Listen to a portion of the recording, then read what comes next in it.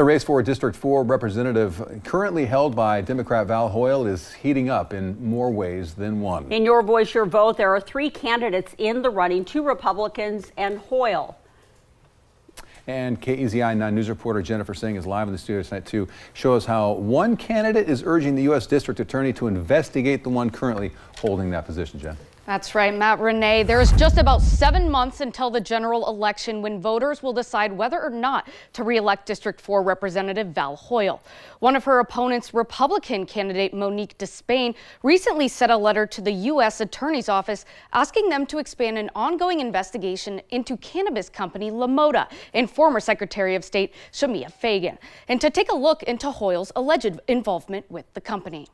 This is a representative government, and we have a woman who is not representing the interests of Oregon in Congress. At the end of January, Republican Monique DeSpain wrote a letter to the U.S. Attorney for the District of Oregon after several news reports posted to Willamette Week in Portland and the Daily Beast political news site revealed allegations that Democrat Val Hoyle had a role in the success of now corrupt cannabis business Mota.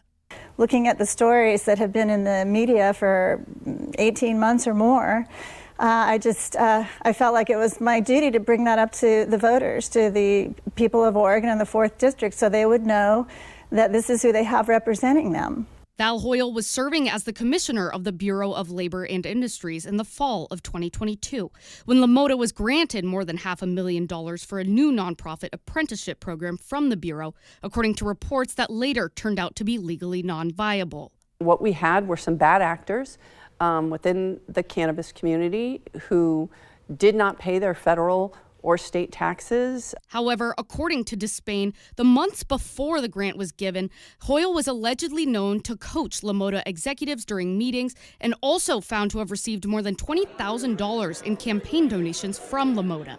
I would never have taken a campaign contribution from them had I known that they owed these federal and state taxes and they were bad actors. I've returned every single campaign contribution. When Hoyle was sworn into Congress, DeSpain's campaign alleges she failed to turn over state records from her personal phone that were repeatedly requested by the Bureau. Hoyle's office says those records were turned over 11 months later, but not before reports say they were picked over by Hoyle and her attorney. DeSpain has since laid out all of those allegations on a website she recently created called whatsvalhiding.com. It's obvious there's Val's experiencing the conundrum of her personal business being mixed in her official business. So now all of that is official business. A spokesperson for Hoyle tells me, however, she turned over her work phone immediately, but the request to turn over her personal phone came when she was in Washington, D.C., transitioning to her new role in Congress and dealing with a death in the family. I'm told Hoyle didn't know about the request until August, when she hired a BOLI-approved attorney to ensure records were turned over. According to her spokesperson, Hoyle's attorney offered to review all the files with BOLI multiple times to ensure the agency was satisfied, but the agency declined. Hoyle told KEZI back in January she's answered every question that has surfaced during the allegations.